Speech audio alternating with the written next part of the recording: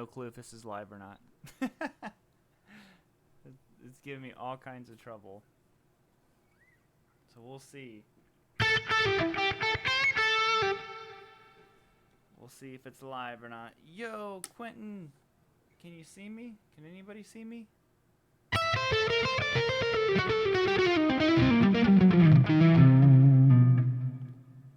I have insomnia?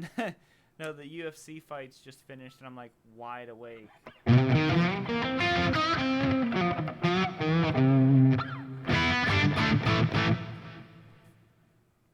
Awesome. Awesome, awesome, awesome. You guys have to let me know if there's any level issues. Not as in like level, but level. Know what I'm talking about? All good here? Awesome. Yeah, sorry, there's like a delay. So you probably got some video beforehand where I would like just clicking on stuff, not knowing what I'm doing.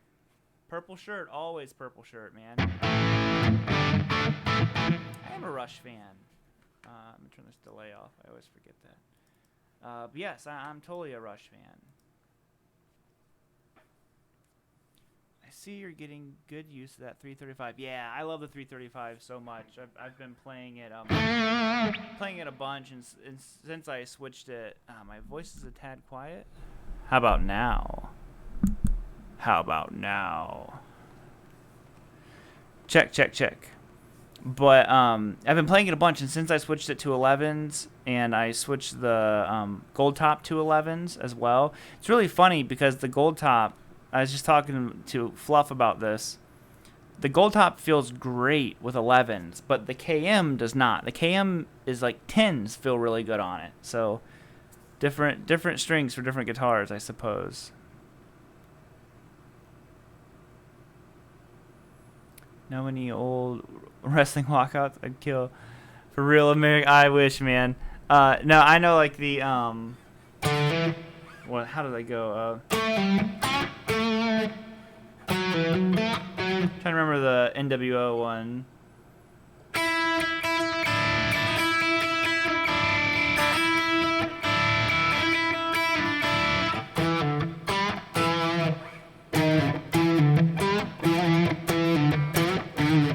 Can't remember how that one went.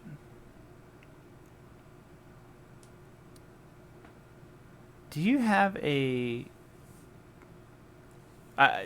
golf top? But I assume you mean gold top. Of course, yeah. I mean, I play that gold top constantly. It was in my my most recent video as well. Now you sound like a late night broadcaster.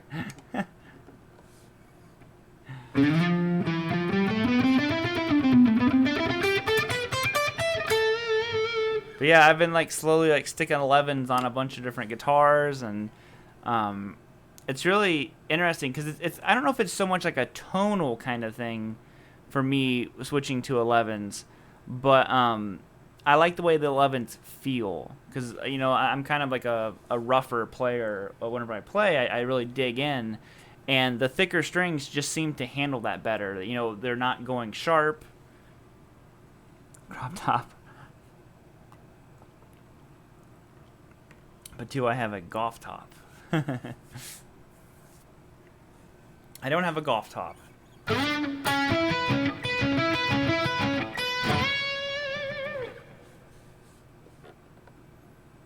Got a non-authentic P90 with 99s. Hey, man, it's all good.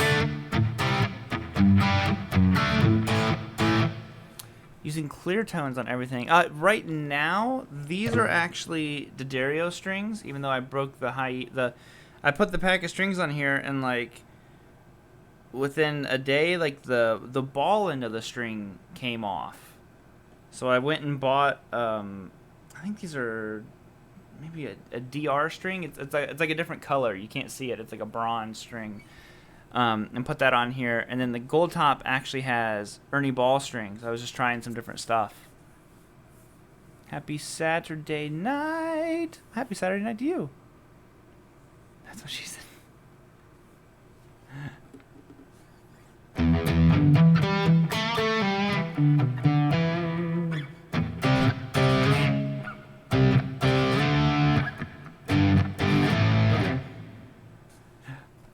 Albert, how do the 11s affect your bends?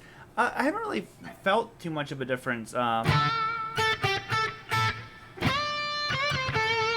In the bends, to be honest, going from 10s to 11s hasn't been that big of a jump to where it was like, night and day. Like, oh my God, I can't believe how hard it is to play these 11s.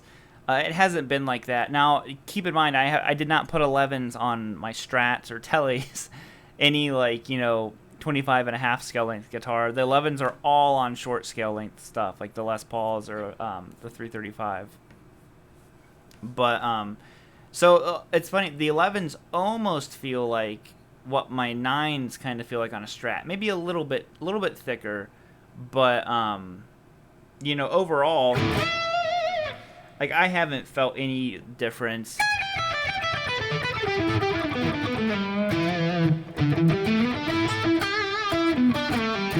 What sort of difference are you noticing with the higher gauge strings? I'm just finding more that, for one, my right hand likes the thicker gauge strings a lot because I've always had this issue because I pick hard, and you're probably not supposed to, but I pick hard, and the thinner strings I've always had problems. This is why I had to move from 9s originally to the 10s and kind of moving from 10s to 11s on some of them. Is they were too flimsy, and it felt like I was always like knocking the string out of the way versus just kind of playing through it. And I found that the thicker gauge strings don't do that. They kind of like snap back to place. It's kind of like using a thinner pick. I use really thick picks. So like my picks, if you're not familiar with ones I use, they're 2.5 millimeters. So they're really thick picks. And it's the same kind of principle applies. Oh, thank you, Carl, so much. Bang volume Zep 3 works.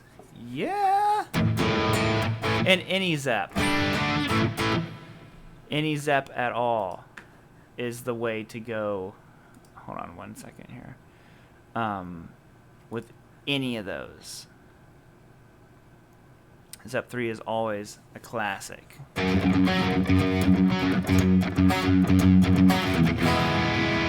come from the land of the ice and snow. What else is on Zeppelin 3?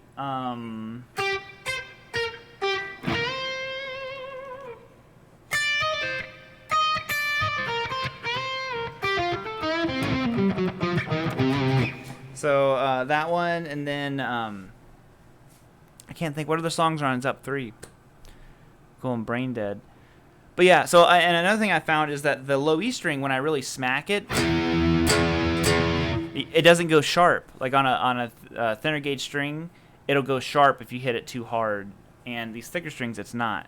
So I'm not using 11s on any of my Fender scale length stuff. Jerry, I do not do Skype lessons anymore, I'm afraid. Yeah, I haven't done those for a little while. There's always a chance that maybe one day I would start doing them again, but right now my schedule's just so hectic with a lot of stuff, and I really like having the originally I taught Monday through Saturday, and then I kind of like slowed it down. Hey, Miguel. I slowed that down quite a bit, and then I went to only Saturdays, and then I, phased Saturdays out as well, just because I was kind of like, I needed a couple days off. There was like a period there where I just got super burnt out. It's kind of a weird thing, the YouTube, work, because you're basically, this isn't complaining at all. I would never ever complain about doing YouTube, but you're basically forced to be creative all the time. So you'll get these periods where you just don't feel like being creative, and unfortunately that's not an option because it's your job. So you kind of force yourself to be creative, and it leads to just like you get really burnt out on doing that kind of stuff. So I found that just relieving a little bit of the stress of YouTube and teaching and all that stuff helped me so much. And it's a shame because I really enjoy teaching, but it was kind of like there was too much It was like too much like mentally taxing, and it just needed some kind of a break. And there's one thing I'm going to do a video talking about a lot of this stuff. But if there's one thing to anybody who wants to start doing YouTube that you really have to understand about it is that you can never take a break. You know, some channels can, if you can get your channel to where it's big enough, like Music Is Win and Jared Dines and Rob Scallon and Paul Davids and you know, Rick Beato posts all the time. Those guys can post one video a week and it'll do good. But if you have a, you know, essentially a smaller channel, like mine and stuff like that, which I still feel like, you know, there's so many people subscribed. I feel we're calling it small, but you know what I mean is it's just a channel that you have to basically post all the time or you'll fall out of the algorithm on YouTube, and it's hard to get back in it. Mark is asking, is my Les Paul my favorite guitar? It is my KM Les Paul. The gold top's right there, though. I want to be a YouTuber. Less and less each passing day.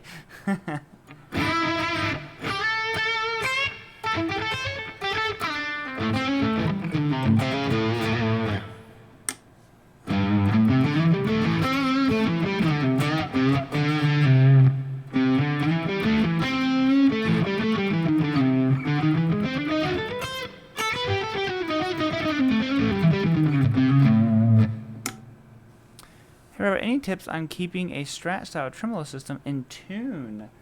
To be honest, I dock mine, so that keeps it in tune because you can't use it. Other than that, I'm not sure. You know, I'm not a big tremolo guy, so I've always I typically always dock my trims. Hi, Mike. Welcome back, man. I haven't been live. I felt really bad. I have not went live in a couple weeks. I'm trying to figure out the best time to do that. It's probably going to be on Saturdays from now on, whenever I go live.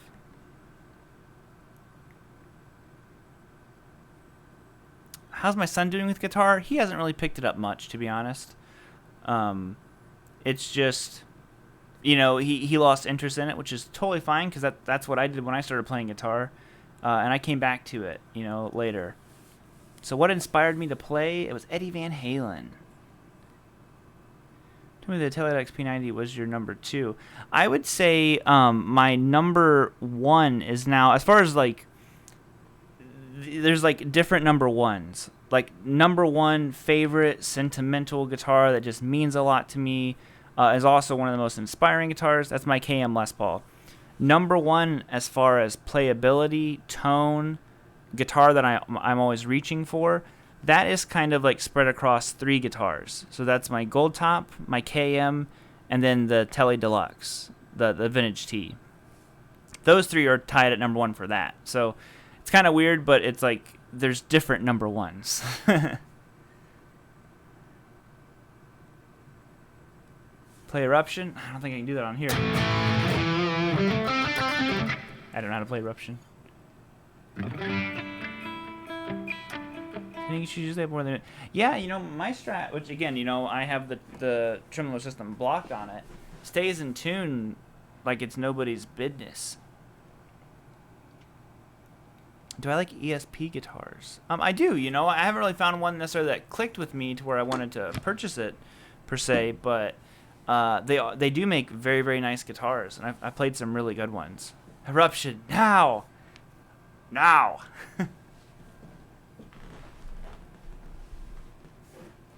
I was just playing the Vintage T, but I figured since I titled the video 11s, I should be playing a guitar that had 11s on it. Alright, everybody cover your ears. Oh, no. There we go.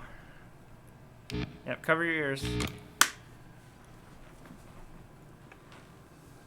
Hey, Guitar Hack. What's happening here?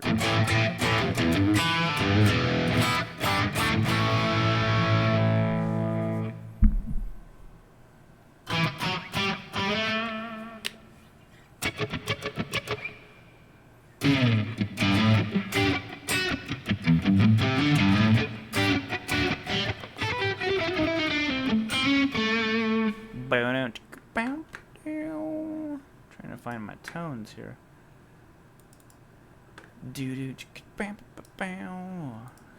There we go. Much better. What do you listen to on a daily basis? You know, I mean, it changes all the time, but I've been listening to lots and lots of Joe Bonamassa' most recent album. It's just really, really good. Taking over this shit now. You got the Davey thing down pat.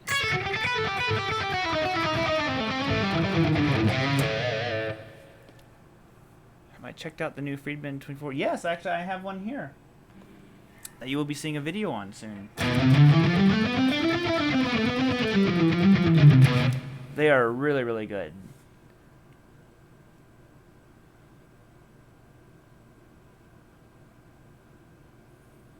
Do the dots on the first fret bother you? Do I have a dot on the first fret? Oh my god. Is it on my Les Paul? It's not on the Les Paul. No, it doesn't bother me. I never noticed it. You know what? To be totally honest, I don't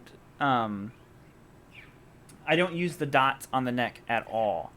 So that's why, like, there's a bunch of times where I've played guitars that don't have fret markers and lesson videos on YouTube, and someone will, just comment and be like, hey, would it be possible for you to use a guitar with fret markers so we can see the frets you're talking about? I'm like, oh man, I didn't even notice that it doesn't have fret markers on it. Because like I said, I'm not looking so much at the fingerboard like this. I use my side dots. So I would probably have, like I said, I wouldn't even notice that there was a first fret marker there because I really don't look at the fingerboard. I use my side dots for point of reference.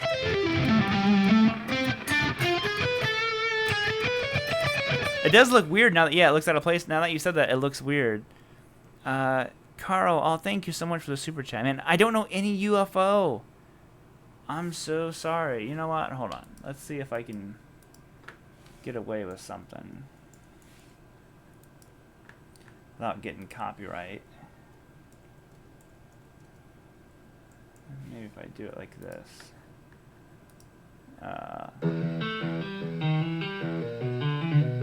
Ooh, that's a cool riff.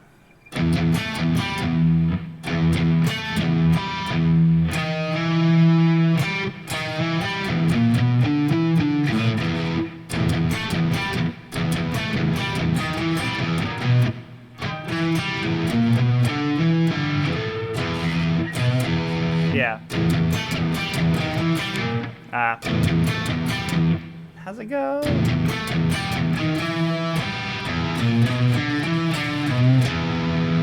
Oh, then, okay, so that is actually on the wrong line. Okay, so I see now. So.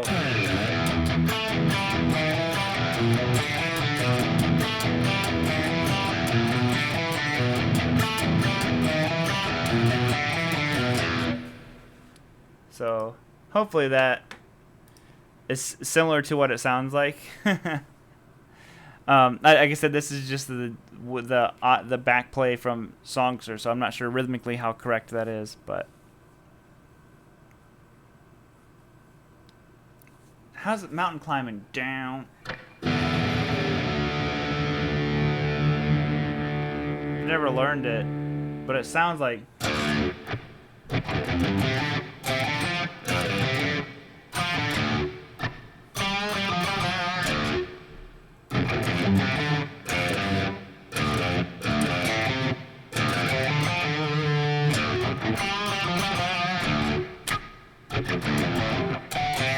How's it go? Down at the bottom. Down. Do do do do do. Alright, let's see if I can get away with not getting copyright again. Let me see here for just a second. Where's it at? Where is it? H-I... Oh, duh, 'cause I'm looking at it in the wrong spot. J. I need J for Joe. There it is. Mountain climbing. What song is that on? Is that on his newest one? Or is that on Blues of Desperation? Okay, it was on his last album. All right, hold on. Let me mute the mic here for just a second. Let me see if I can figure this out.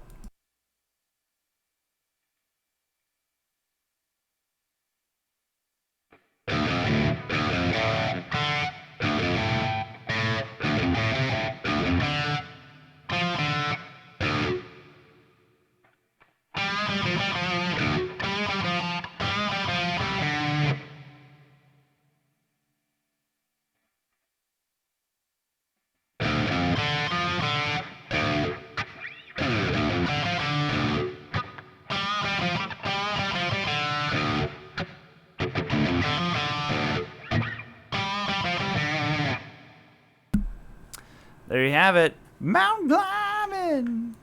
Mountain climbing. It's blues at the bottom.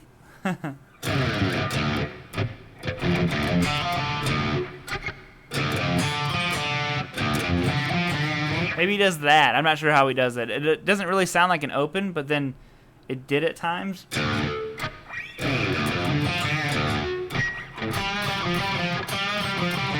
I think that's it. I think that's how he does it, you know.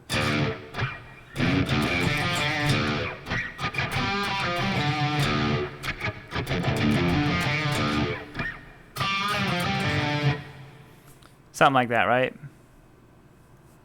Just got done DJing a wedding. No way, I'm so happy. Hey! Well, hopefully the gig went good for you, man. We can hear you. You should be able to hear me now. Oh, I see what you're saying. I muted the mic. I was playing the song. I had the actual song audio. Or maybe you could hear it. Let me see. I don't know. Maybe I didn't push the thing to mute all the way. Tell your Strat is your first electric guitar. I'd probably go Strat, to be honest.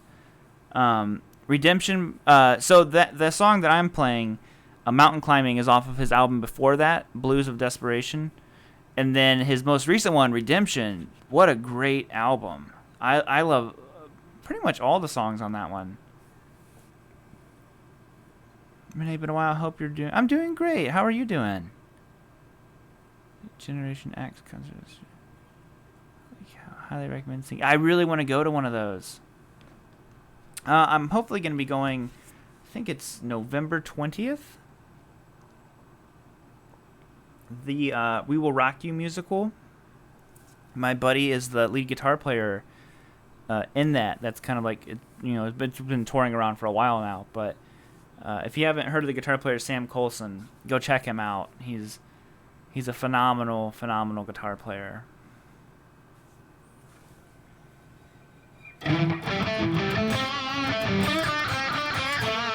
Your calluses are peeling.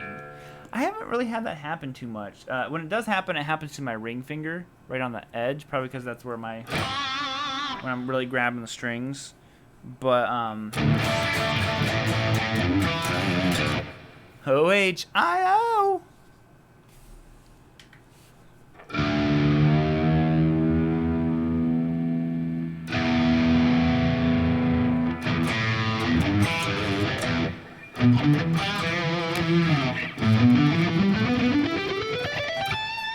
If you're on my Instagram page, I posted, like I said, Sam Colson, the guitar player I was saying that's in the We Will Rock You thing. Again, check him out if you haven't yet. But I posted on Instagram a challenge lick for him, just kind of messing around with him while he's on tour. And some people were asking for the tabs for the lick because I posted it in my stories on Instagram. But the lick is this essentially.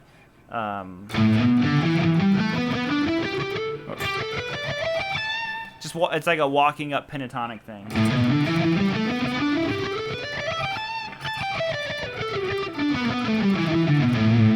And that's it. Like that's the whole lick. I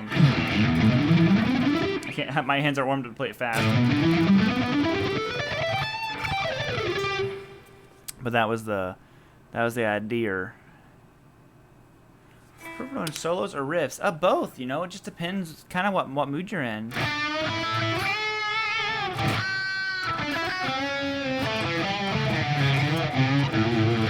I'm afraid drop D is about as drop tune as I get, man. Stevie Ray have anything to do with this? No. Nope. I switched to the 11s on the 335 and really liked the way that they felt more on my right hand than anything. Like, it wasn't that much of an adjustment for my left hand. So I was like, man, I really like the way the pick feels on the strings. So I, switched it all out on the gold top to 11s, and I really like I said, I'm a heavy-handed. That's why I'm not like a super fast guitar player, and that could be because I'm so heavy-handed.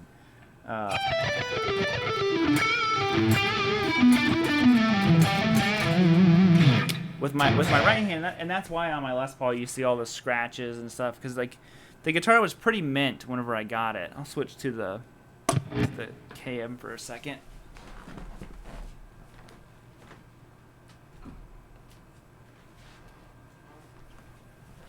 Here we go.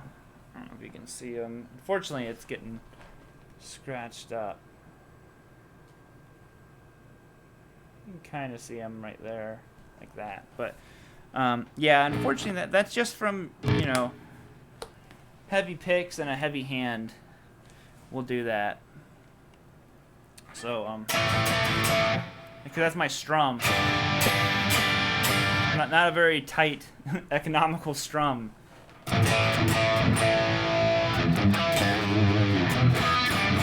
This guitar still has 10s on it.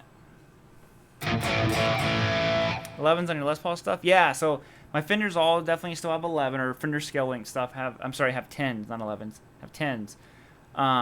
The other Gibsons have 11s. This one, I'm keeping at 10s. 10s just felt really good with this one.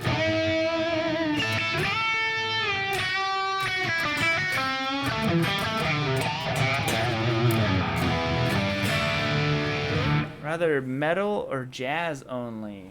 I'd skip both and go to rock.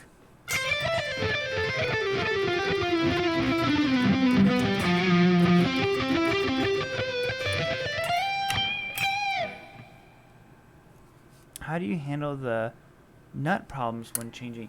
I don't think that's that big enough of a increase. That'd be more like if you're going to like 12s or something like that, because I didn't have any problem with it.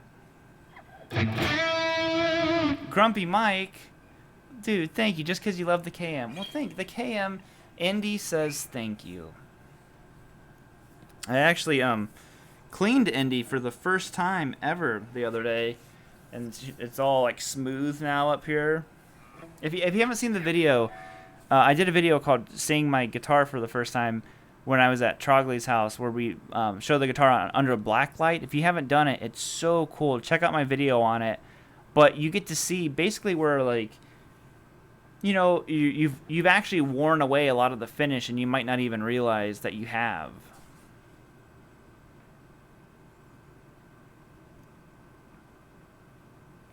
Did you have to do anything to their guitars after putting 10s on them?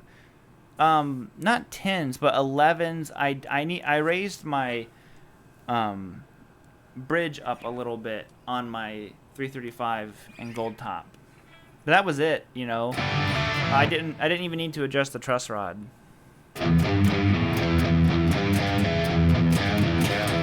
Used to be a wimp and use 8s, screw a little 10s. Got tired of breaking those flimsy. Yeah, that's what I said. The whole thing about 11s is it's not even a tone thing. I don't know if it sounds any better or any worse. I'm not even doing it for that purpose. I'm doing it strictly for, I just like the way they feel better. I like the way it feels.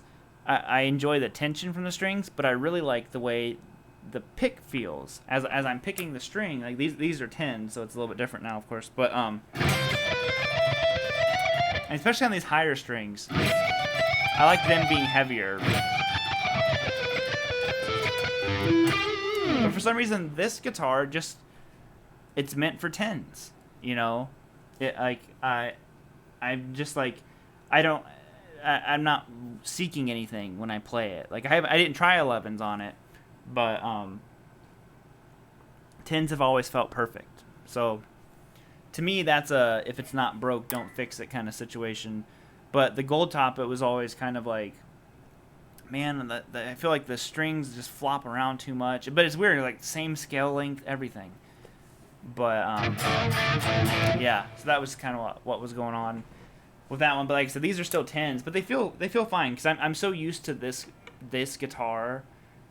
It's just how it is.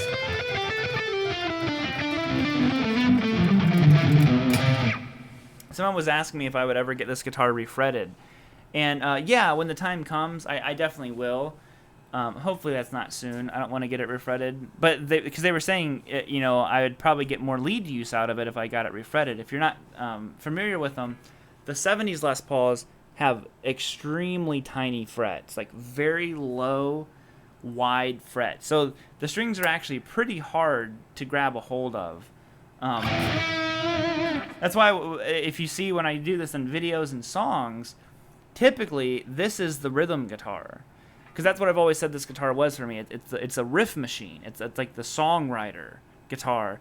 The Gold Top has modern frets on it, and it's more of like a lead guitar for me because it has the bigger frets. It's easier to grab the strings, and the P90s just cut really well. But that's why that one, and like in the Les Paul video I just did, in the song, this one is the rhythm guitar. Well, the Gold Top played that part, but...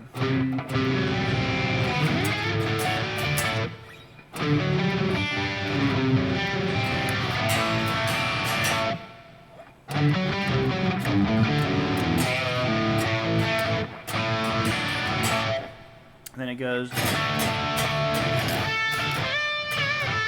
This one had a couple of lead parts because the song didn't sound right unless certain parts were overlapping, and I couldn't play both at the same time. So like that one, and then the Gold Top comes in,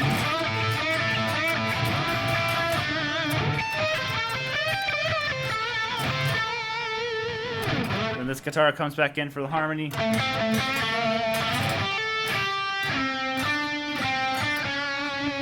But then again, if you listen, that note rings out over the next part where the Gold Top kicks back in.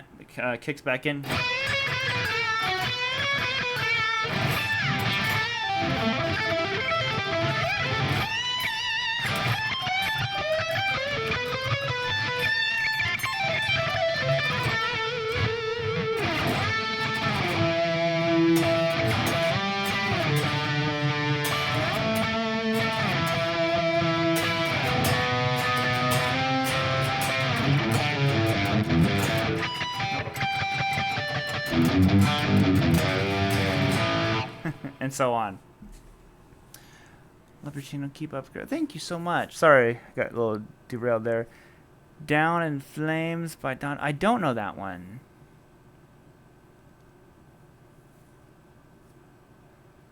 Yee. Pentramonic. How do pentramonics sound? That's pentramonic.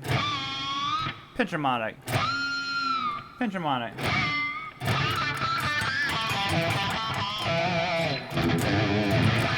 Oh.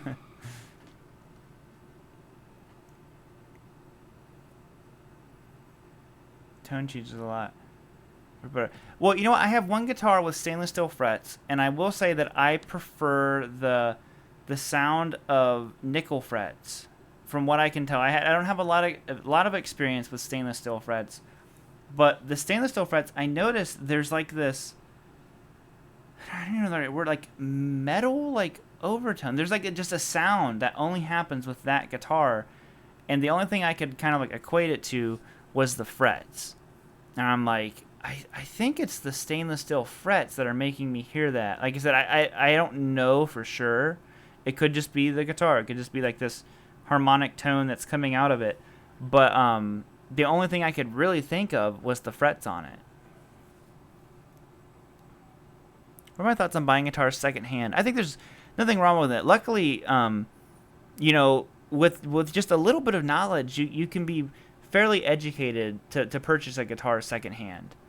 You know, as long as you're checking stuff like making sure that the headstock hasn't been broken, you know, depending on the guitar. Well, you don't want that on any guitar, but neck pockets and make sure, you know, truss rod hasn't been, you know, maxed out and all these different things.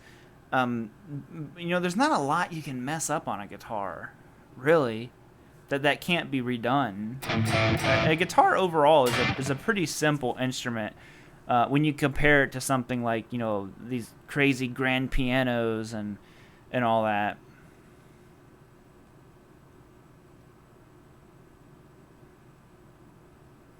I've never played a guitar with a Gibson 0 fret. I have not played one of those.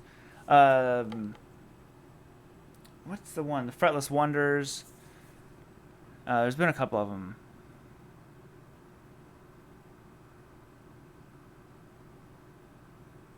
Zilla, he's a crybaby.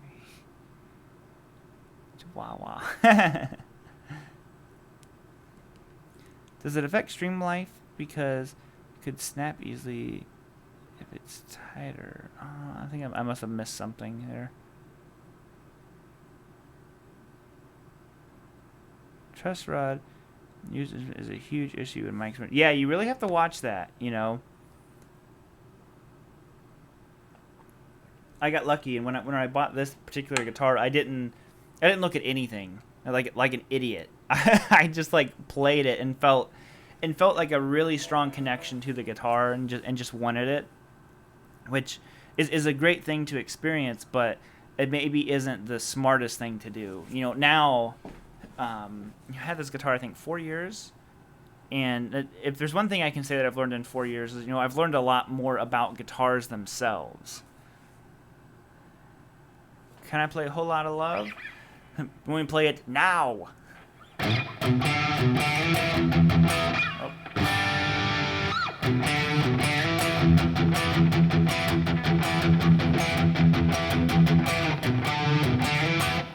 There you go. I will say one thing. Someone was talking. What did they say? Something about the neck. I'm like, and I told him, I said, as long as I've had this guitar, I have never adjusted, even with our crazy Ohio weather. And lots of other guitars go in and out. They were talking about basically like a little dig at Gibson for the necks moving. I've never adjusted the truss rod on this guitar. Not once have I touched the truss rod on it. I've taken the truss rod cover off and looked inside, but I've never adjusted the neck. It's never moved. And I don't think I've ever adjusted anything on this guitar. The only thing I adjusted was whenever I cleaned the guitar recently. I took the bridge off and the one screw thing got wound down from me just, you know, cleaning it. But other than that, I've not done anything to it.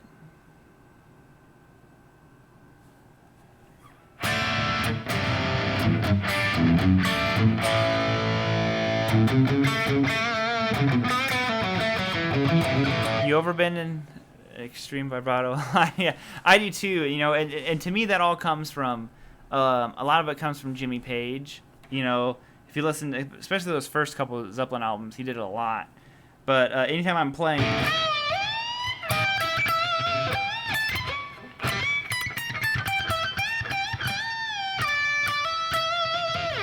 like I said, this isn't my lead guitar. This is the rhythm guitar. So.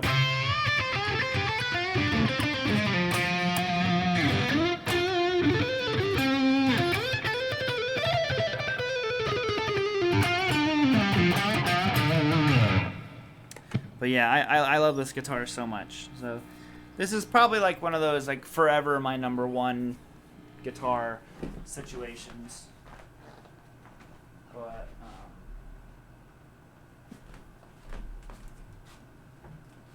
But the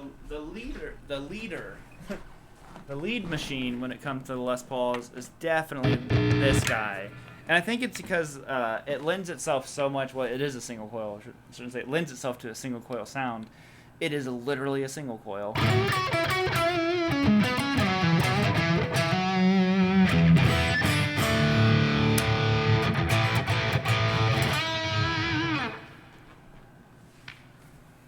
we go.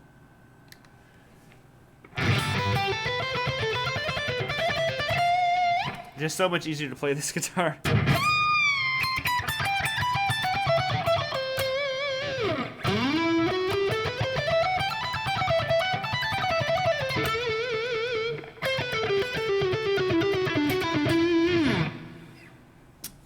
I don't know Radar Love, I'm afraid. Big guitar, big gold topping.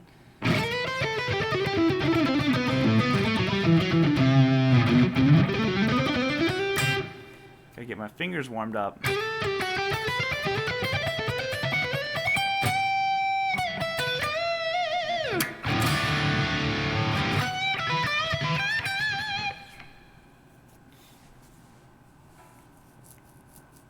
Because this guitar right here. Oh, really? That's awesome, man. Something about regardless, like that's why I always stress in videos. It's like, you know, who cares what's on the headstock? Couldn't mean less, you know. You know, as long as you get a guitar that inspires you to play, I mean, just rock out on it.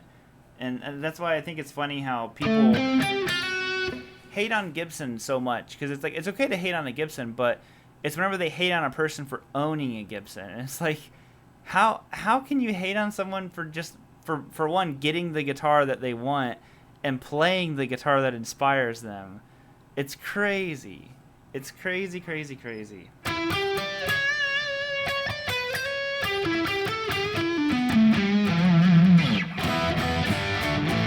I don't know. Maybe I'm too much of a hippie mentality, to where I'm just kind of like, I don't know, if it's not hurting me and it's not hurting anyone else, then who cares?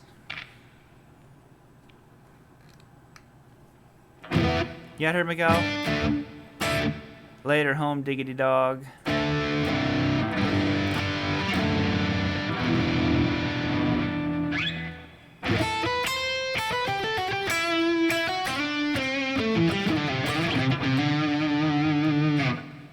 I had a Harley Benton for a while. The Harley Bentons are great, you know.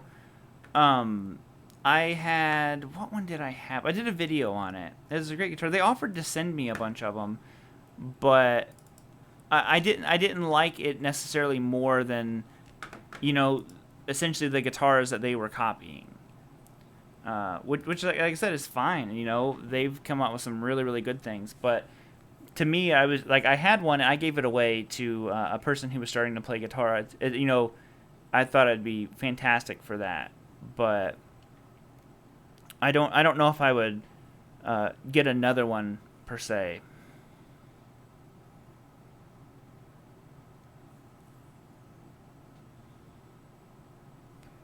I'm not 81 Gibson V. V would be sweet to get. I've been really in like a Jazz Master, you know, kind of mood. I'm really looking for one of those. It'll be a while before that happens, though. We're still those of you who have been in other streams, we got the one, like our back roof on our house redone over our it's like a sun porch or Florida room, depends on where you are, what you call it, or like a mud porch maybe. Because it's not a mud porch, but it's a porch, you know. It's like a, well, it's a porch. I don't know what to call it. We did that roof, which was unfortunately expensive, and now the main part of our house, the guy that we know who looked at it, he's like, yeah, you really need to get this done, and he found out that there's 3 layers of shingles on it, so it's like gonna be significantly more expensive. So basically, all guitar buying has been suspended unless I sell something else. Like, I could sell something and put that money towards something new, but it would be like whatever that sold for would be the budget, you know. Like maybe where normally I could kind of like wiggle room some more money into it, but now it's just like, nope, gotta be an adult. Oh, and then what happened the other day? So then we're like, I'm just like driving down the road in the car, whoop-a-doop-a-doo, and all of a sudden I look, I'm like, oh, very impressive. Oh my God, my tire's really low. Oh my God, it's losing air like crazy. And it like went from like normal, and it was like 22, 21, 19, 18. I'm like, must get home. And I got home finally. So we had to put 2 new back tires on the car.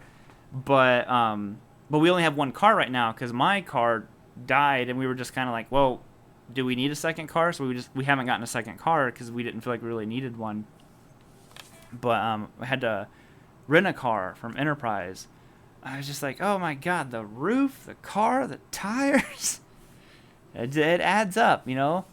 Why is being an adult not more fun?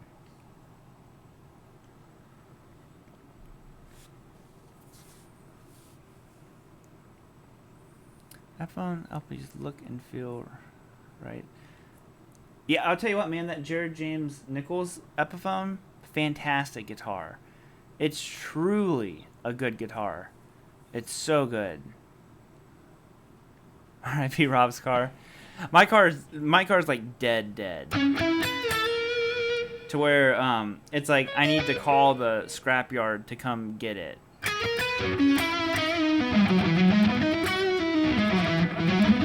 To fix what like we've already put it was like an SUV.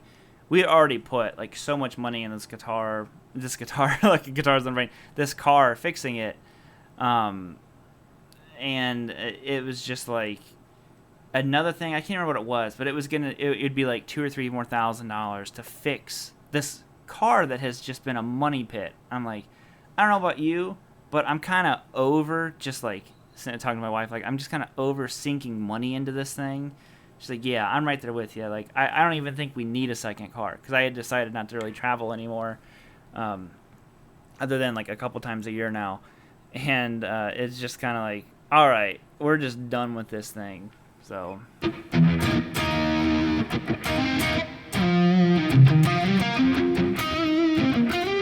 Calling the police.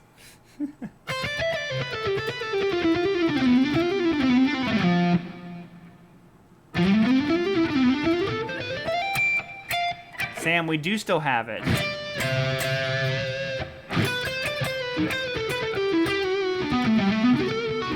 The reason why we kept it, Sam, was just because I liked it being here because I was gone, like I said, so much there for a while. I liked it being here, so it just looked like a car was here for, you know, just my wife and son, because the other car goes in the garage. So.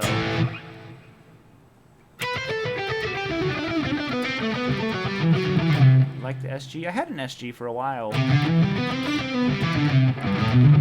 I sold the SG and got this thing. So, although the SGs are rad and cool, I love this guitar so much more.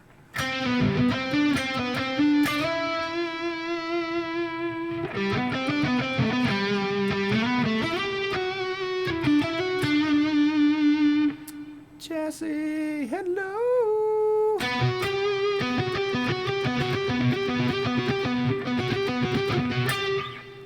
I don't know. Every time you have an unexpected expense, I wonder if I could have bought a good new guitar. Dude, I do that all the time. Like, I'll text a friend. I'm like, you know how many guitars this could have bought?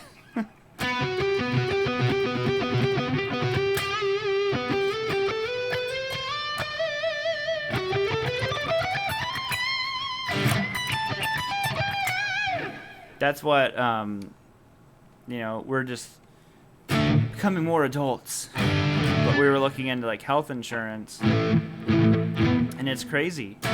We literally can't afford to have health insurance. It's ridiculous.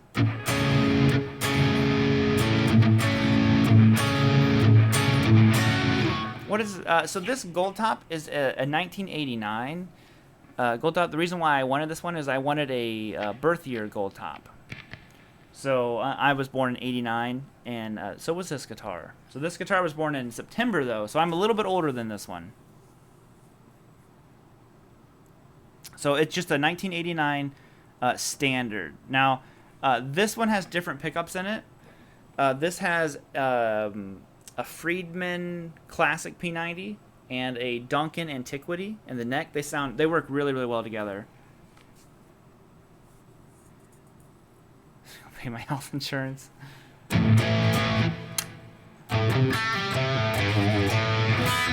Is American health insurance not more expensive?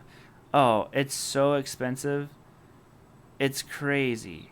It is literally crazy. You know, like we have other stuff for like Mason, but we were looking into stuff for us, and it would be $800 a month, and I'm trying to remember what Gabby told me, and the insurance doesn't kick in until we've paid $10,000, and then or I can't remember what it was.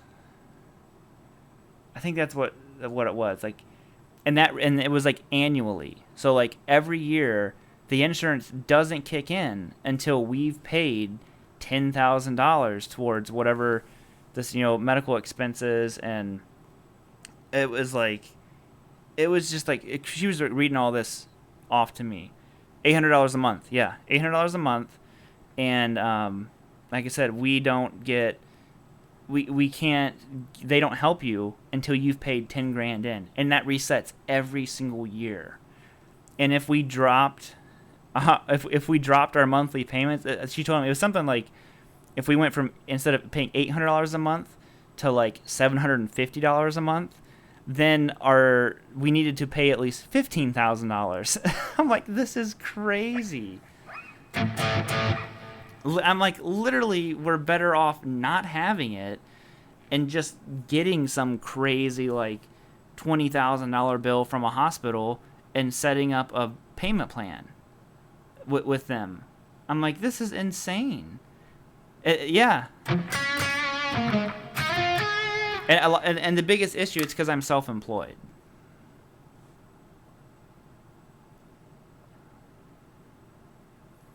So yours, yeah, $800 through an employer. So that was the thing. So we're like $800 a month, which is like would be hard, but we're just like, well, we can, like, we'll figure it out. But then it was like all the other stipulations. We're just like, what? Like, it was crazy. And like I said, it's because I'm self-employed.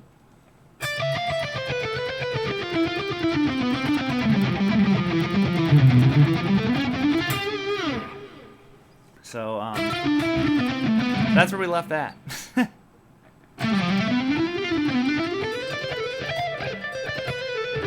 How do Americans get by? You get by without having it,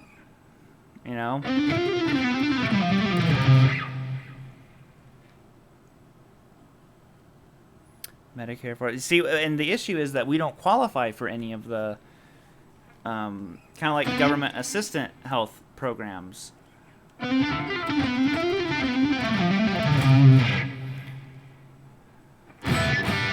So it sucks. You're basically better off lying about how much money you make to try to cheat the system to try to get insurance that you can actually afford. It's like crazy. But like I said, we just mess with, hey! Everyone could say hi, you rock. Thank you, dude. I hope you're doing good, Mike. If you guys aren't subscribed to China Guitar Skeptic, make sure you check my buddy out.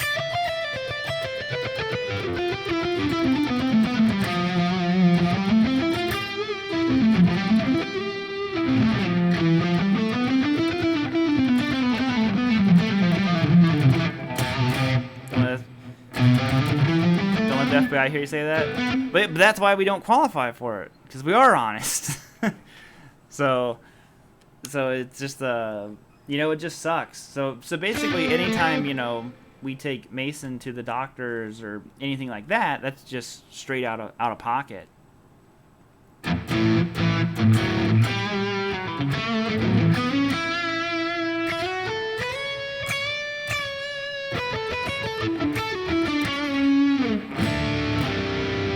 Who wants a sandwich?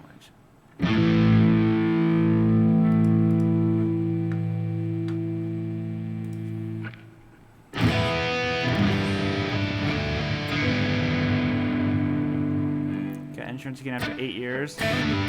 I've never had it. My parents never had insurance until I was a little bit older, and I think I had insurance for maybe like 2 years of my life, and that was about it, And then I was too old and didn't qualify for my parents anymore, and I was like, well, I guess that's it.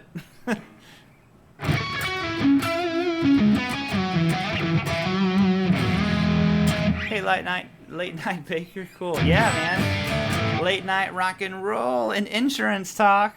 What's more rock and roll than that?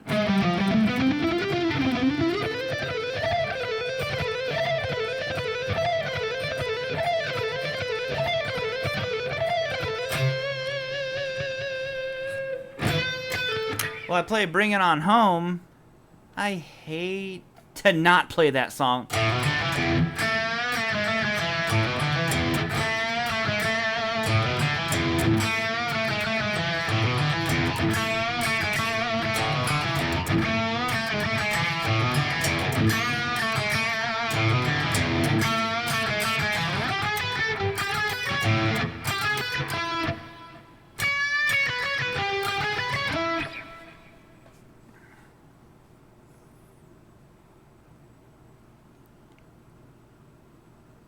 Think of that really upon bending the G string on the third fret. I don't know any songs that do that. That's a short list.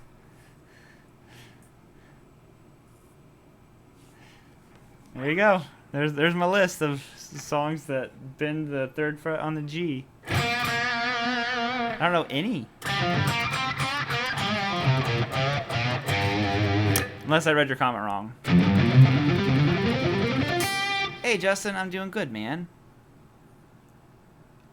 Any advice for beginners in the technique areas?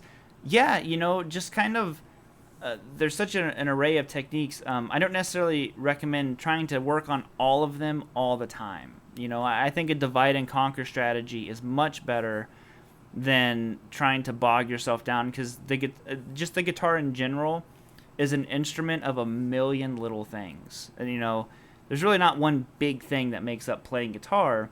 It's all of them. It's it's picking, it's left hand, it's knowledge, it's learning chord shapes, all this kind of stuff. These are all techniques. So one really good thing you can do is practice changing your chords to a metronome. Just kind of sit there and as I play like the worst C chord ever. And work on, just like I said, just moving through your chords.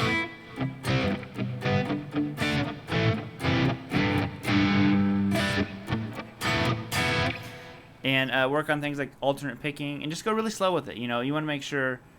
Oh, you meant low E. Got spaghetti. But yeah, just work on just technique stuff like that. Riffs that bend the low E string. I assume you just mean like have that in there in general. Let's see.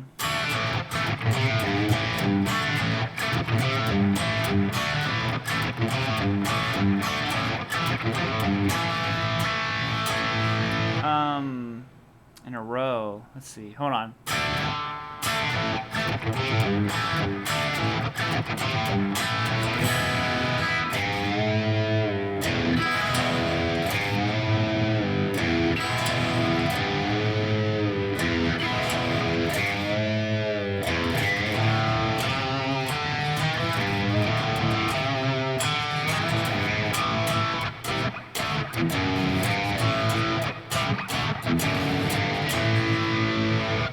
I'm failing at this. I'm failing at all of these.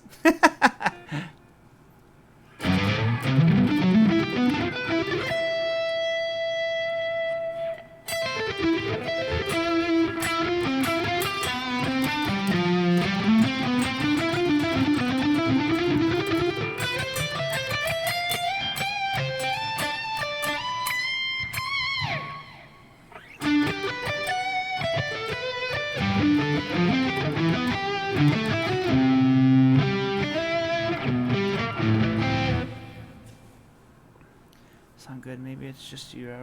Nope, it's not me. It's the P90s. Can confirm. Tell you what, this guitar really came alive whenever when I took that Duncan out of the bridge and put the Friedman in there. The Friedman just works so well with the Duncan in the neck, the Antiquity. It sounds amazing together. Apple by Aerosmith. I don't know that one. Why do some classical guitarists claim Hendrix technique is so bad?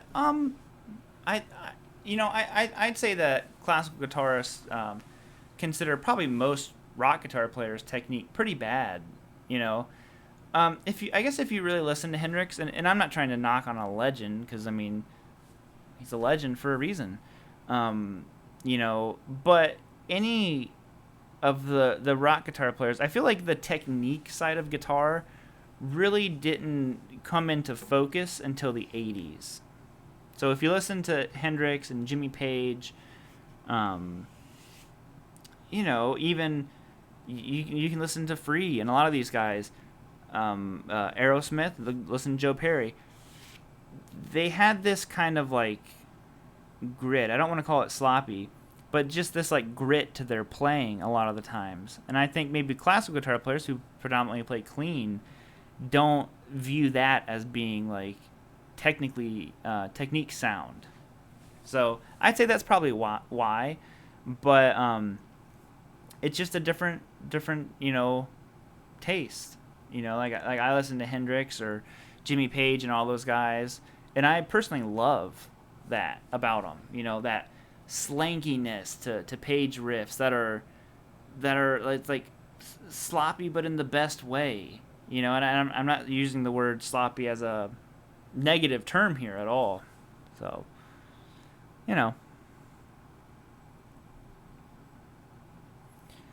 on my instructor's amp, not at home.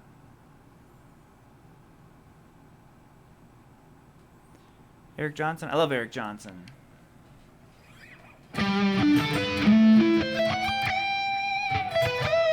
If you haven't heard Eric Johnson's stuff in the electromagnetics, I see what's happening here. My mic is falling down. There we go. I'm like, has the mic always been this low? But listen to Eric Johnson's old band before he was kind of like Eric Johnson, the solo artist, the electromagnetics. P90s. Yes, you do, Grumpy Mike. Who else thinks that Grumpy Mike needs to remedy the situation of having no P90s in your life?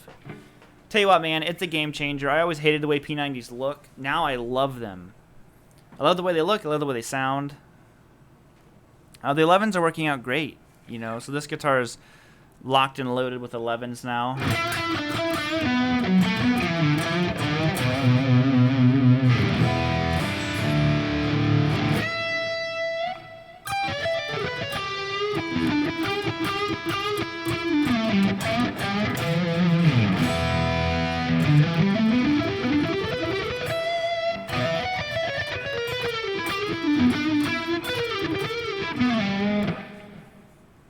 Telly's with a classic pickup configuration and saddles. It's great. I have a Telly that's set up, and its intention is definitely to be very traditional. I think it sounds great. I've never really cared for a Telly neck pickup. Is the only issue with that setup. So I think that's why like the Friedman with the two P90s I like so much, because I like the neck pickup on it. I love the bridge, but I also like the neck pickup. So that is a huge thing for me when it comes to that. Sorry about that. There we go. Stuff popping up. Playing through right now, just the Axe effects. And I'm not sure how well the audio is, because you hear some of the mic too. So like here it is, just the Axe effects.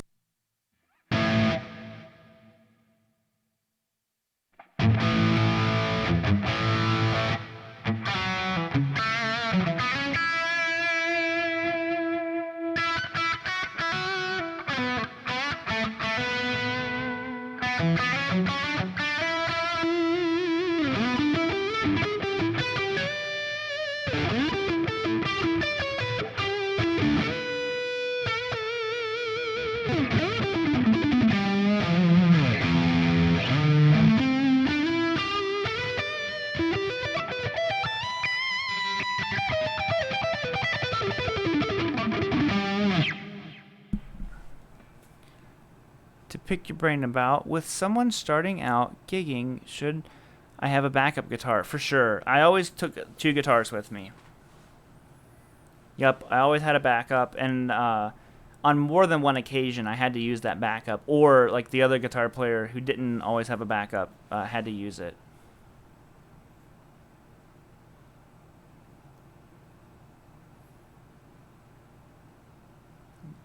KB Barbecue, you out of here? Have a great night.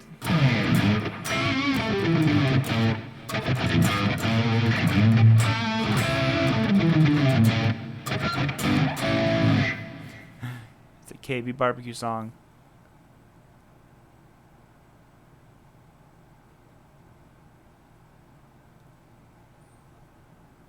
Had to dash to the furniture store and grab a computer with no arm so I can watch YouTube and shred guitar as well. Good, eh? Nice. Very good. 1 is none. 2 is 1. After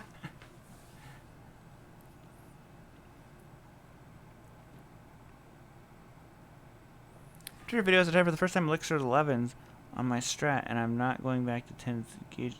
Yeah, you know, I'm telling you, I'm really digging the 11s. You know, a lot of people use the reference of like Billy Gibbons uses like 8s or 7s or something like that. And I don't know how long he's used those. But, like I said, maybe he's used them all along.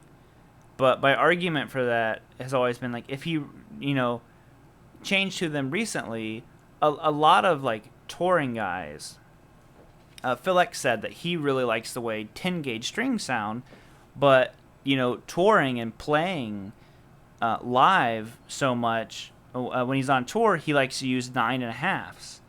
Because he said it's just, you tear up your fingers. And with Billy, I wonder when he started using 8s, just because it's like, well, you know, Billy's getting older, so he probably needs a lighter gauge string to play all the time.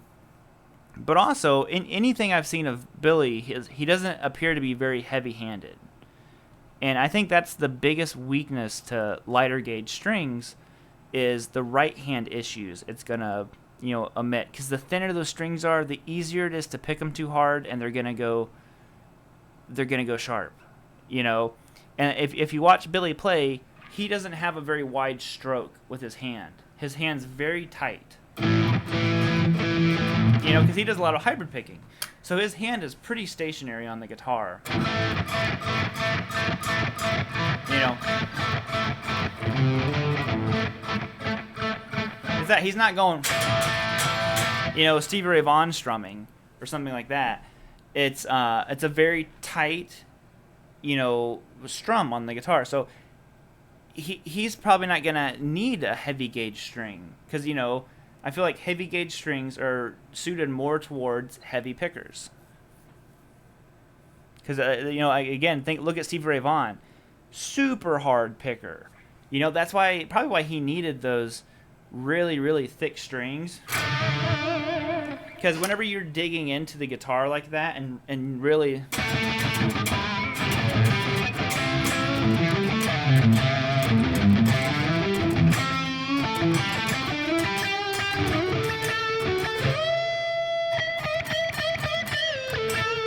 you know, thinner gauge strings are not gonna handle that well. Hey, TK! Four Walls Music! DR Guitars! Look at you all! How are you guys doing? Another one who uses thinner gauge strings, look at Yngwie. And look at his right hand. I don't want to say he doesn't hit the guitar hard, because he definitely does when he's playing rhythm. But in general, he doesn't have a wide stroke. If you look at a lot of his guitars, they're not typically relicked up here. You know, look at Stevie Ray Vaughan, look at Kenny Wayne Shepherd. A lot of these guys, the guitars get relicked up here. If you look at any of my Les Pauls, I have a lot of scratches right here. And that's for anybody who has a wide stroke on the guitar. And if you look at, like, Yngwie's guitars, they never relic here. You know? So that just tells me that person doesn't have a wide pick attack on the guitar. And you look at his technique, he has an incredible technique. It's a very tight and focused technique that allows you to use much thinner gauge strings. So it's like I said, it's an interesting thing to kind of look at. Yeah, how are you, TK? Doing great? Well, that's fantastic. I looked to make sure that you weren't live before I went live. I was like, if he's live, I'm not gonna like jump on here, but now it's a party. But yeah, so that's always the interesting thing to me, because I'm making no tonal claims to using heavier gauge strings. No clue if they sound better.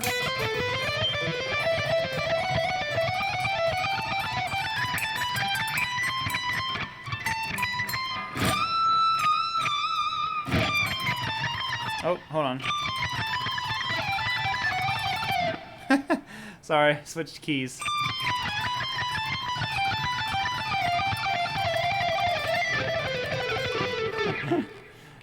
I'm gonna quit while I'm ahead. Just cut 2 videos. Nice.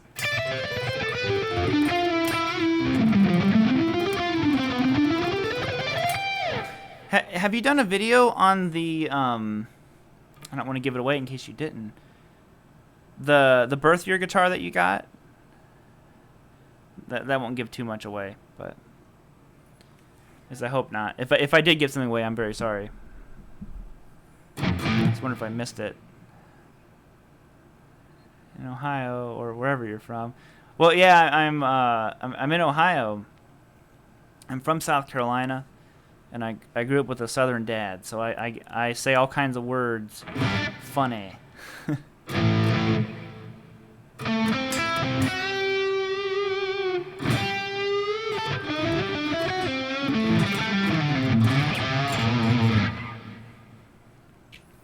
Renee, not trying to plug a brand, but I've tried multiples and then, but nothing I've found can touch Ernie Ball. Yeah, this has Ernie Balls on it now, and so does my KM. Both of those have Ernie Balls. The 335 has D'Addario strings, but like I said, that the high E string broke like right away. Like the ball came off of it, which was kind of strange. So I wasn't overly impressed with that. Das Metal, thank you very much. Bending with 11s, like I said, for my left hand, I really haven't noticed much. It's a little bit more tension, but it didn't affect me at all, really. I still, bend.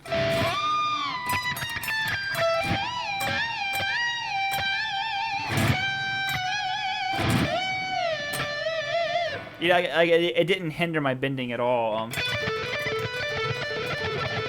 It just made my right hand more comfortable. Is really all that it did.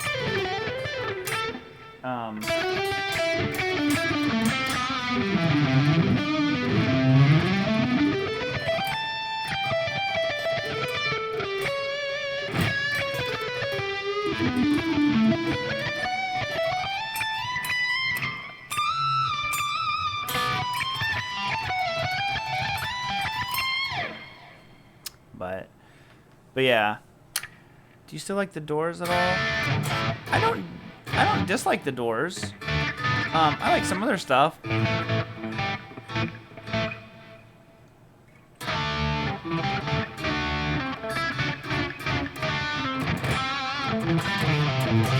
I hope to be an amazing guitar player one day. I'm certainly far from that at the moment, though.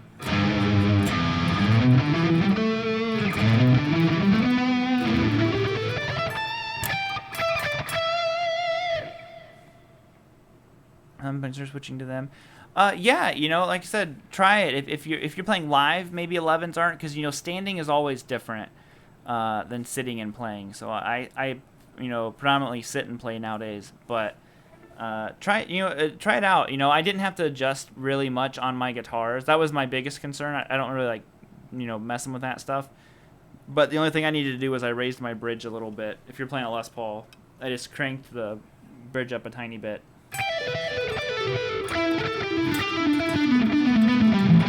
I don't know how to play that, for love of God.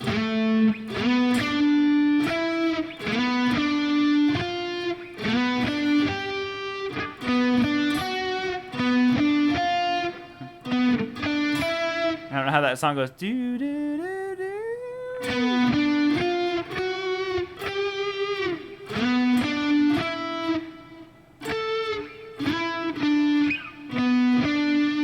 How's it go? I can't think of what the next note. Do do do. How's that go? How do I play so loud at 12? It's not really that loud. You're hearing direct audio. Sam, oh my God, I gave away $1 million Les Paul, 59 cherry sunburst. Your name was picked. You didn't answer, so I went to the next person in line, whose name was Sammy. But maybe next time, man. You know, maybe next time. But yeah, I'm not really that loud, to be honest. It's you're hearing direct audio. That's why I probably sound like crap.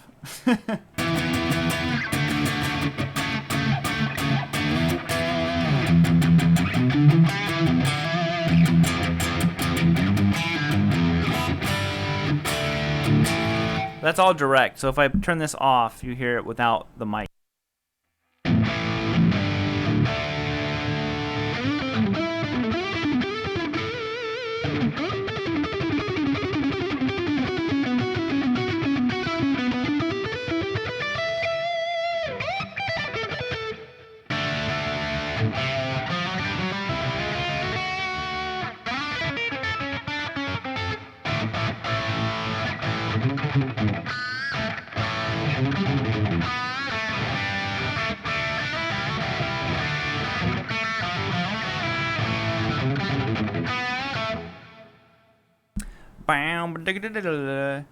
How would you rank your fellow YouTubers for guitar skills, yourself included? Oh, no, I don't like to rank people.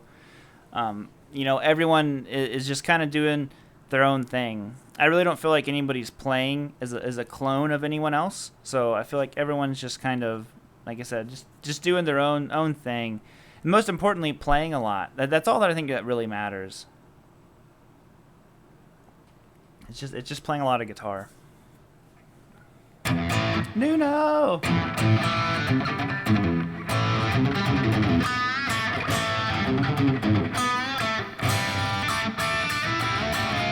Oh.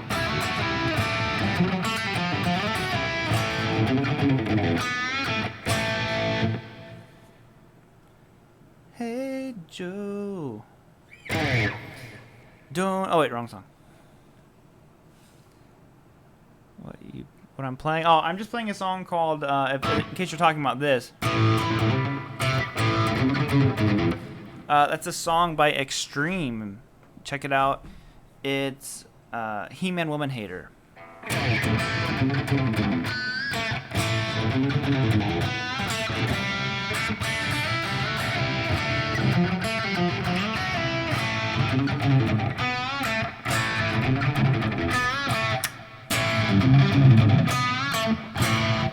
He-Man, woman hater, but I hate to love her, but I love to hate her.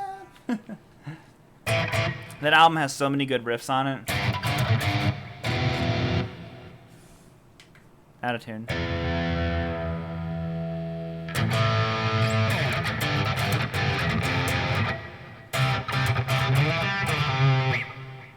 Bam, bam, bam. Let me switch it up. Switch it up, baby. Since we're in the P90 mood. Sorry about that. Oh, I haven't played this one recently.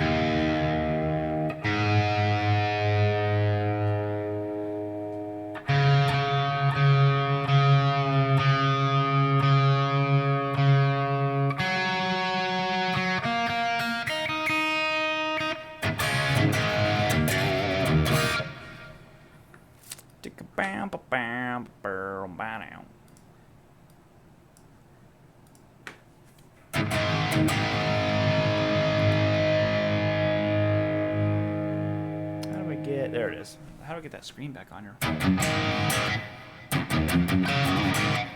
I thought I turned that mother trucking delay off. but I guess I didn't. There we go.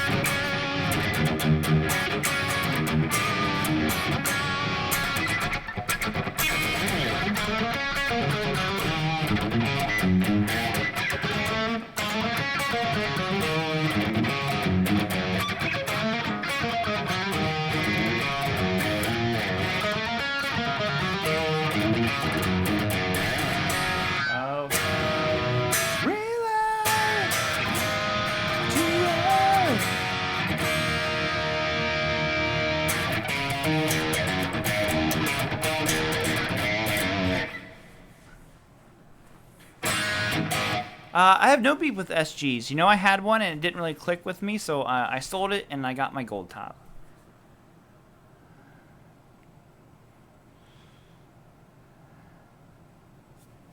Play any song by the Big Four.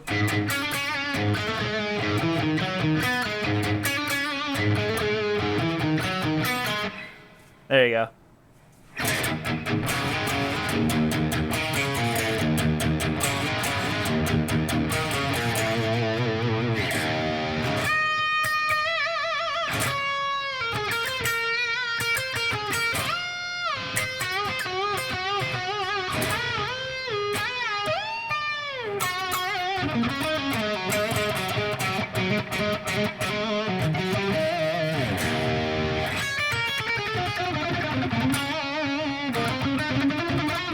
I definitely bent this guitar way out of tune. Yeah.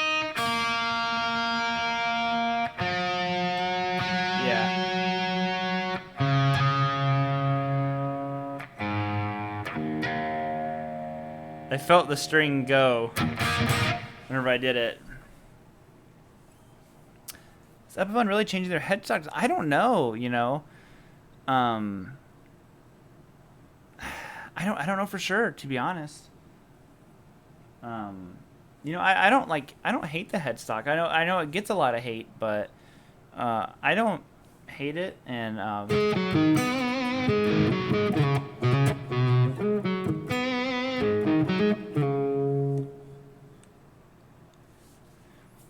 try that one more time.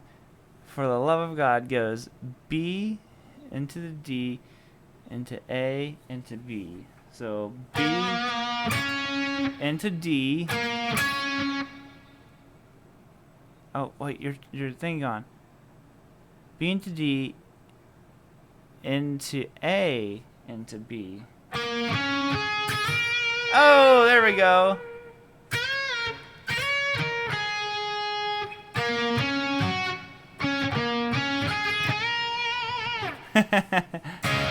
Thank you, Sam. Sam to the rescue.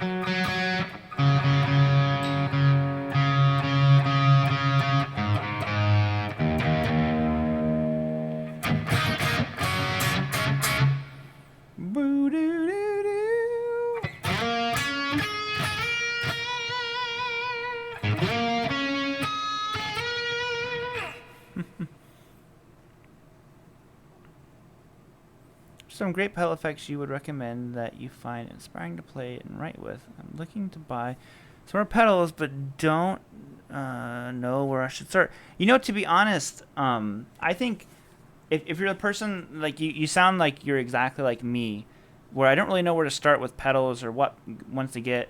So I got it like an H9 pedal or like the HX effects from Line 6. You know, those are really good pedals because they offer a variety of all kinds of different pedals. So then if you want, you know, a standalone, maybe like analog pedal that's not digital, then you kind of know what you're looking for. But if you're the person who doesn't really know, and you're just kind of like out there trying a bunch of stuff, try one of those, like, you know, like the really nice multi-effects units. Yeah, these are the original strings that it shipped with. I need to restring this guitar really bad. They're sounding pretty flat right now. There isn't much left of the signature either.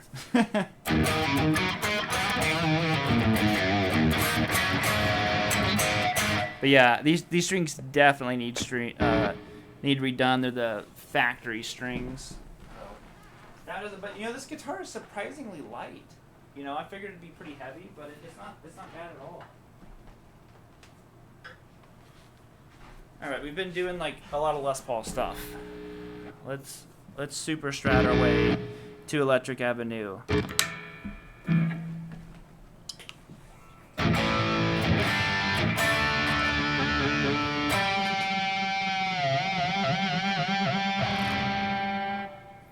Need this bar to be tighter.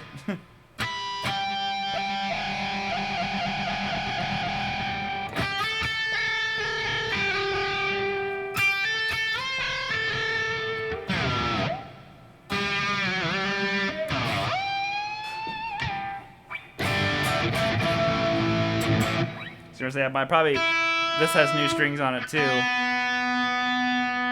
My back bend probably messed it up.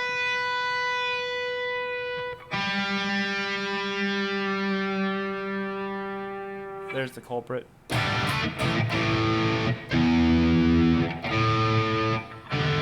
why I shouldn't have Floyd Rose guitars. I get him and I'm just like, all right, dive bombs.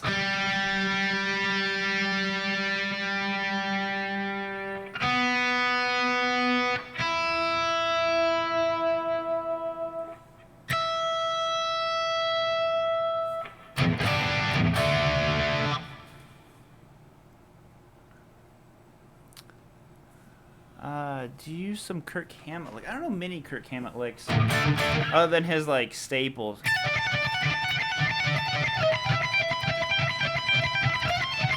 Like those licks are when I think of Kirk Hammett, that's what I think of. I do remember learning one from Ride the Lightning. I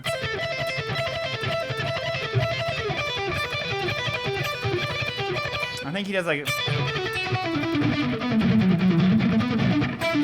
some kind of like pentatonic thing that I always thought was really cool.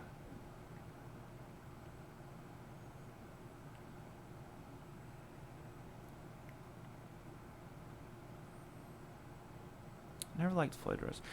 You know, I'm not a big Floyd Rose fan myself. It's just a lot of the guitars I like Super Strats, they seem to always come with them.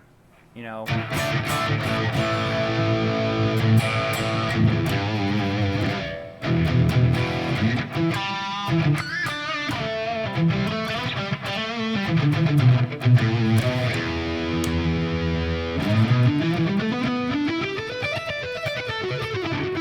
Oh.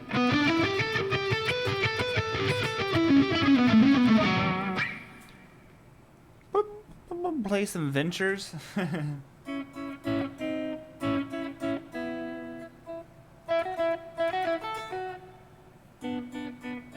How's it go? How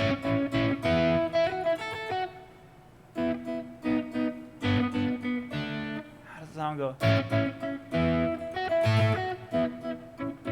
Da, da, da, da. I got brass in my pocket.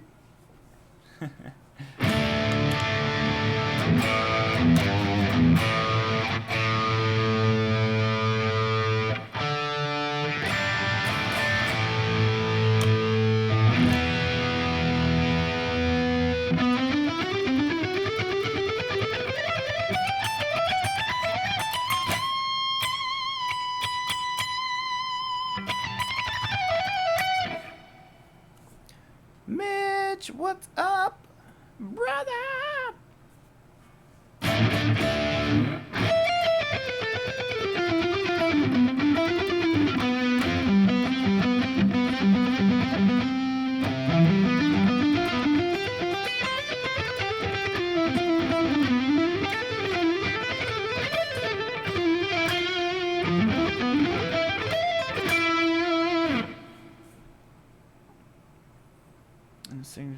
really nice. Are they? Yeah, I haven't played too many of them. Unfortunately, the look of the John Petrucci, what is it, the Majesty, kind of deters me from them.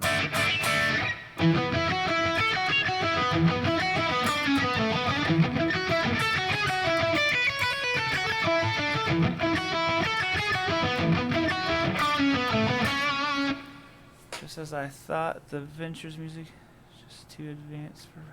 How are you, Ron? Such a good song.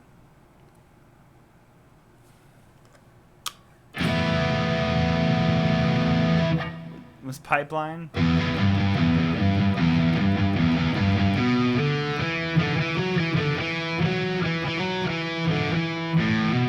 Was that Pipeline?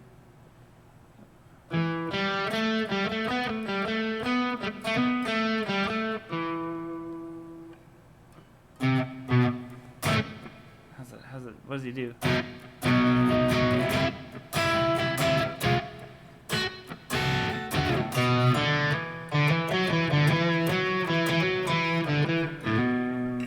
Along those lines, right? I can't remember it exactly. I think that's Pipeline.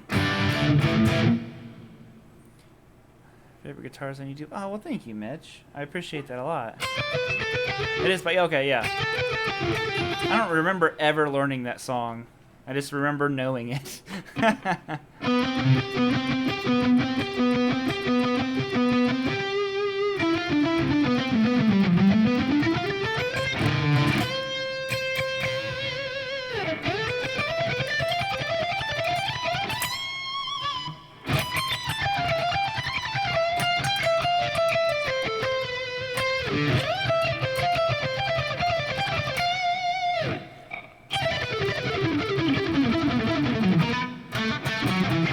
Yeah, the Ventures have all kinds of cool stuff. I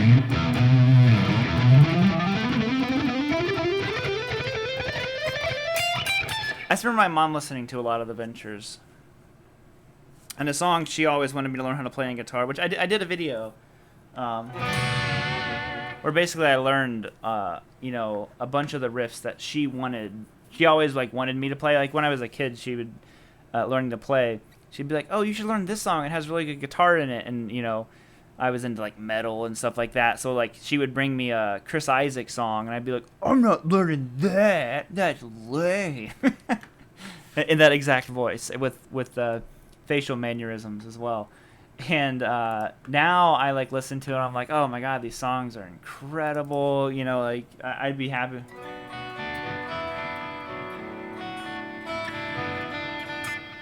How does he do that? I'm trying to remember.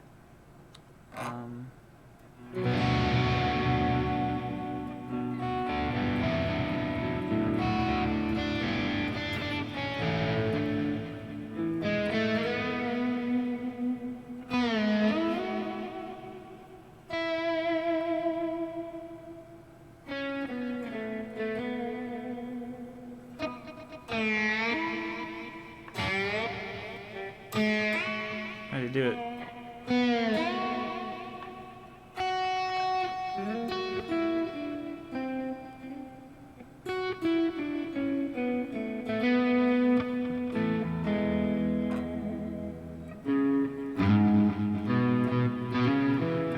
I can't remember anymore. How does he do that? I'm trying to think.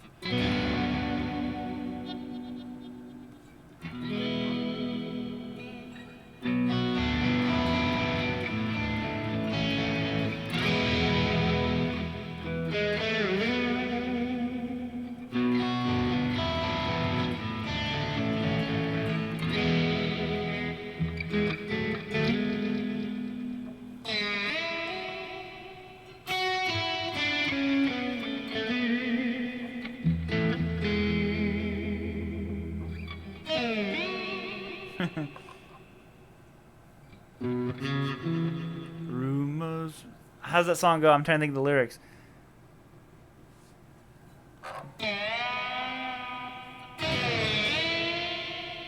What is it? What has he been up to?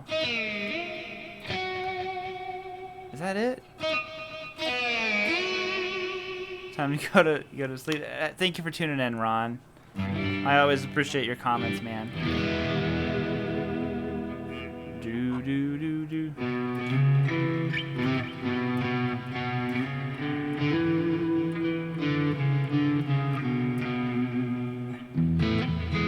There we go.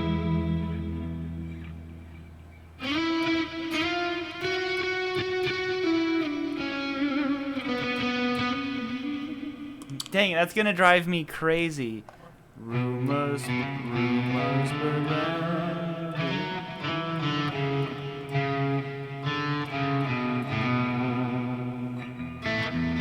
then he does it again. Oh, whole world's on fire.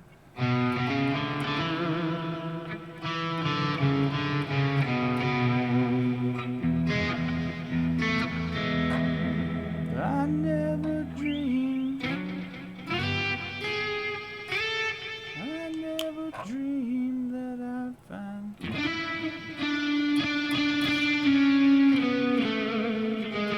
Oh, that's it.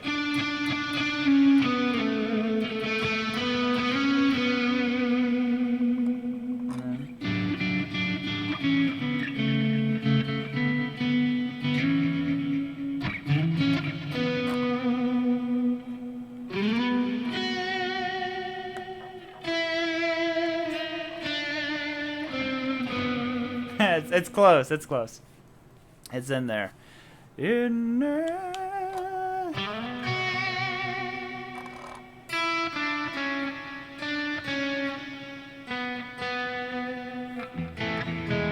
Talk about just like a beautiful chord progression. I know I have distortion on right now, but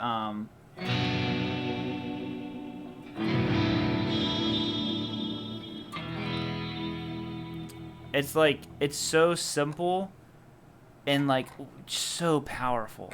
Like I don't know another way to describe it other than just like one of the most beautiful guitar tones.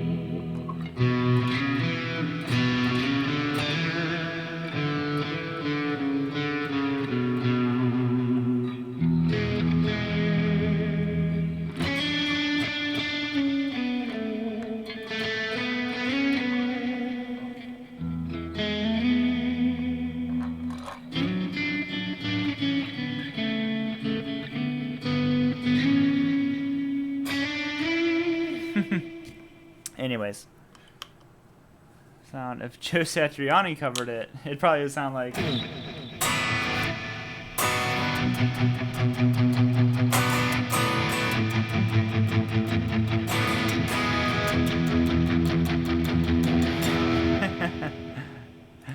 And then over top of that, it'd be.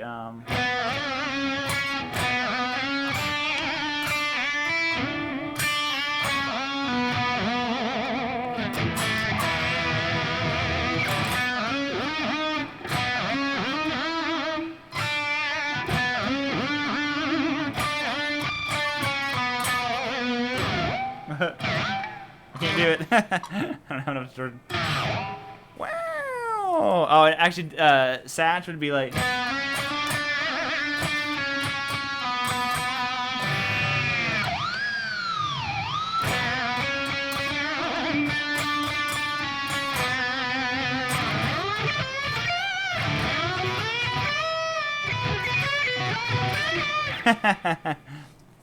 Oh man.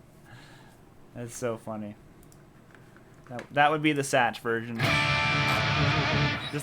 Just constantly.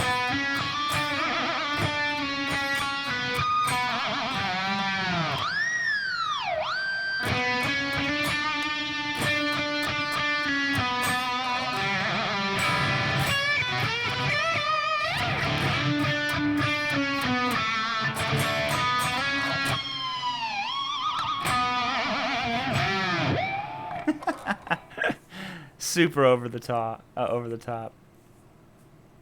Joe Walsh riffs. Come on now, son. I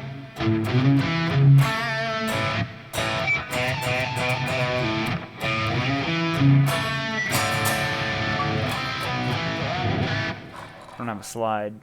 Even if I had it, I couldn't play it.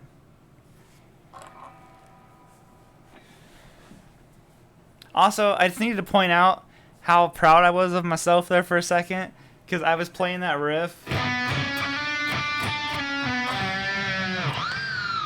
And one of those harmonics I did, it was a perfect Satriani harmonic. And I was so, like, I didn't want to show it, but inside I was like, bro, you nailed that harmonic. I'll never be able to do it again. It was so, I don't know, it was so perfect. Analog Man. It's similar to that. I can't remember exactly what it is now because I have too many riffs popping in my head. But is this a favorite act? It's one of my favorite. You know what? You have lots of favorites. Like I said, the top 3 guitars in general of mine that I play the most are my Gold Top, my KM Les Paul, and the Vintage T. This one, I was just talking to my buddy Michael Nilsson, who has an amazing YouTube channel, about it, and I said, you know, it's funny, like this guitar, the Cali, because there'll be spurts where, you know, I'm just not in a super strat mood. People will ask me, like, why haven't you played this guitar recently? And what happens is, you know, you go through different moods. Like, right now, I'm very much in a more, I guess I'd call it like a traditional kind of mood. I've been playing like my Strat a lot, the Tele a lot, and the Les Pauls a lot. Like, those are the main guitars that I'm playing right now. But then all of a sudden, I'll be in a super strat mood. And, you know, I'll pick this up or the Iconic or something like that. But, like, I picked this up the other day. I'm like, I haven't played the Cali in a little while. And I played it, and I text Michael. I'm like, dude, I go, every time, like, I don't play the Cali for a little bit and I pick it up and play it, I'm always just like, oh, my God, you're incredible. Like, why haven't I been playing you? So...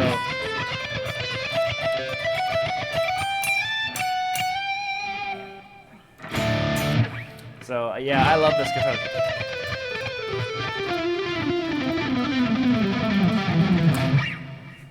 The neck's just so comfy on it.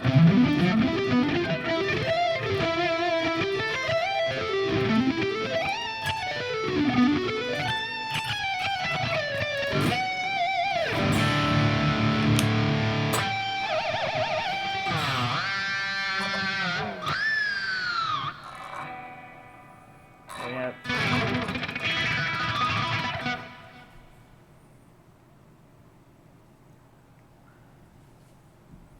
Become a one-man guitar music band. Oh, nice. You know, I've never had a music band to try for a long period of time, and I just got in contact with them over there. So we'll see. You know, maybe I'll have one to try for a little bit.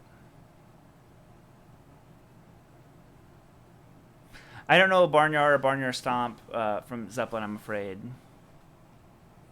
Vandenberg, I don't.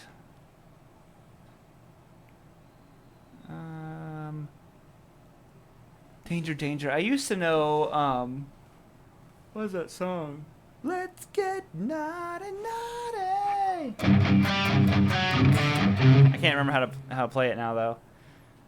Naughty, naughty. Let's get naughty, naughty. Chris me Les Paul and a Tele. That's cool.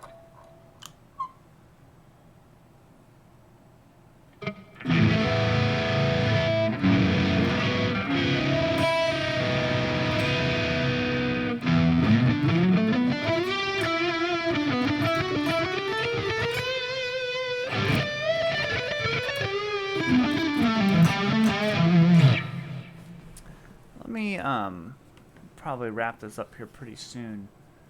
It's 3 a.m. But I wonder if I can play a backing track and you guys can hear it. Because we'll end the night jamming. Sorry. Let's go to my own channel. Oh, look, it says I'm live right now. Because I am live right now! Rock. Backing track. Fiery pop rock backing track. I wonder if you guys can hear this.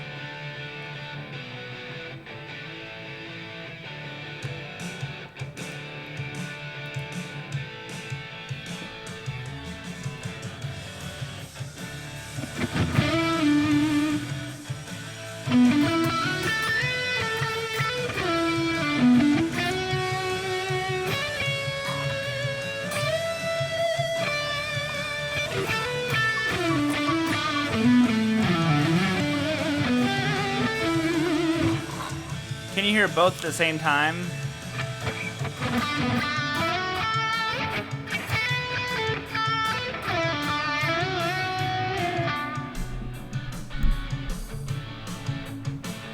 See if we can fix that.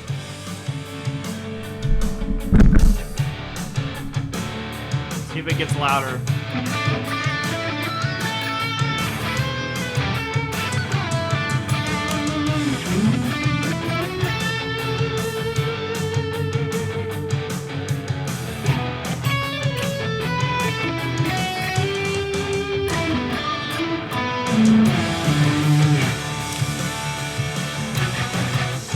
Backing track is low.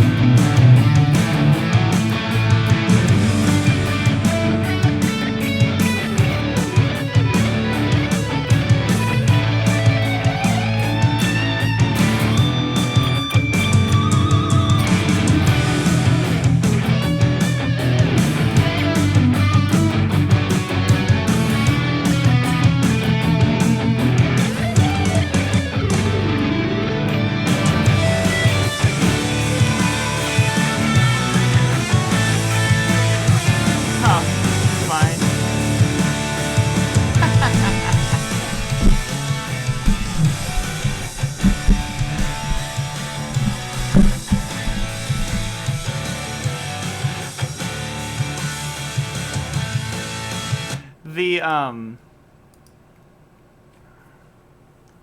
sounds fine here.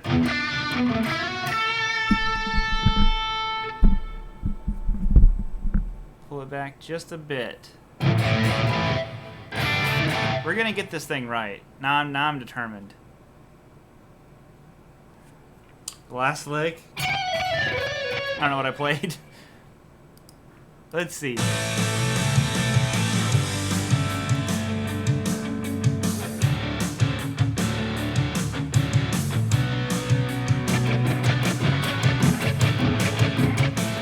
Now.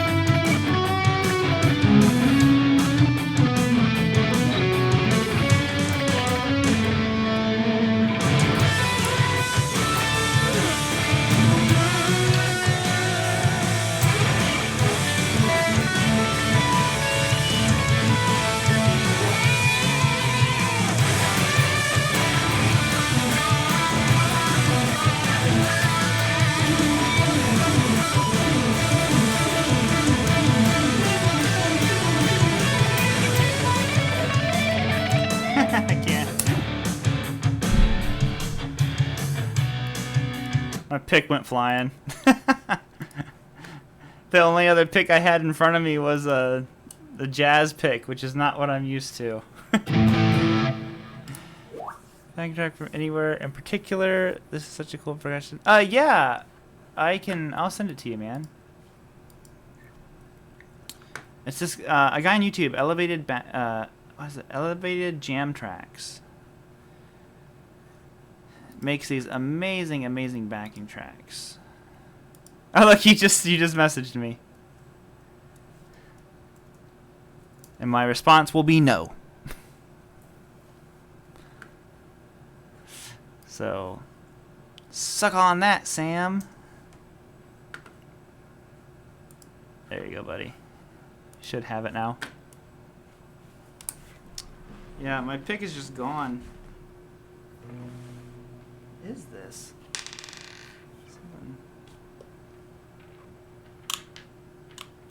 There it is. It like rolled all the way back here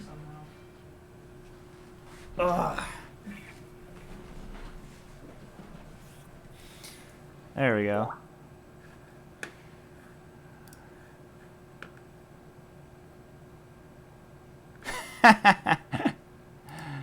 Sam said I'm still playing on his end. So that was called Fiery Pop Song.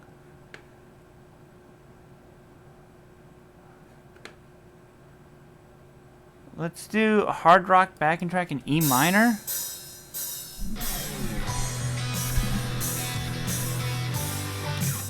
No. Hard rock. We'll do one more. And I'll call it a night.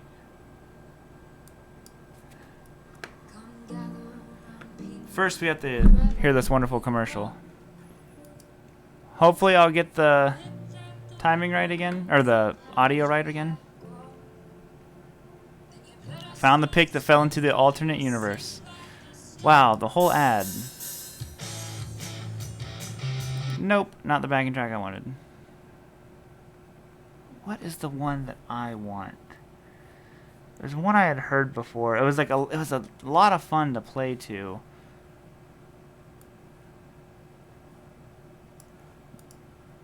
Oh man, I don't remember. It was really fun though. Well, maybe we'll have to roll with this one.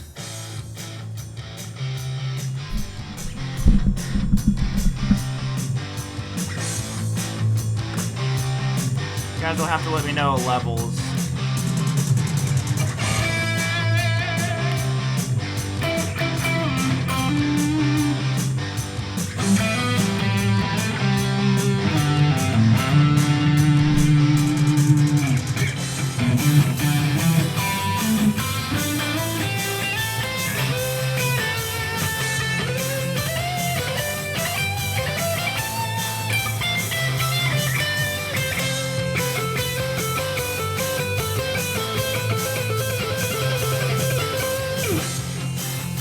Let me know how the levels are.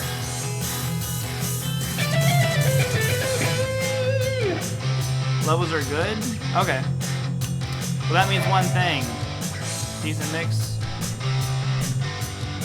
It means one thing. Jam.